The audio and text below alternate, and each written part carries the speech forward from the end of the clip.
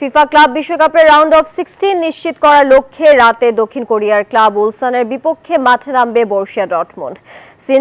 সিনসিনাটির টিকিউএল স্টেডিয়ামে রাত 1টায় শুরু হবে খেলা। এদিকে বৃহস্পতিবার সকাল 7টায় লুমেনফিল্ড স্টেডিয়ামে রিভার প্লেটের মুখোমুখি হবে ইন্টার মিলান।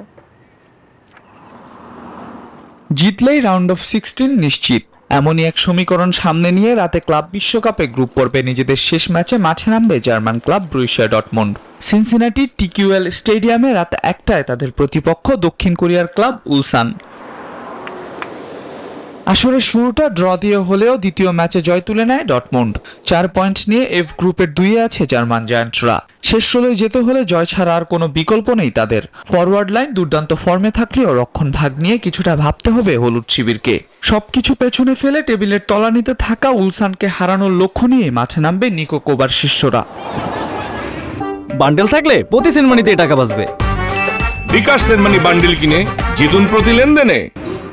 এদিকে বৃহস্পতিবার সকাল 7টায় লুমেনফিল্ড স্টেডিয়ামে আর্জেন্টাইন ক্লাব রিভার প্লেটের বিপক্ষে খেলবে ইতালিয়ান জায়ান্ট ইন্টার মিলান।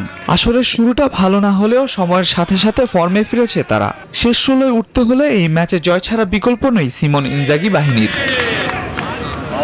পরের রাউন্ডে যেতে ইন্টারের সবচেয়ে বড় ভরসার নাম অধিনায়ক লাউতারো মার্টিনেজ। এর পাশাপাশি ছন্দে থাকা মিডফিল্ড এবং শক্তিশালী রক্ষণভাগ ভরসা যোগাবে তাদের। তবে এই গ্রুপের শীর্ষে থাকা রিভার প্লেটের বিপক্ষে বেশ শক্ত পরীক্ষায় দিতে হতে পারে ইন্টার মিলানকে।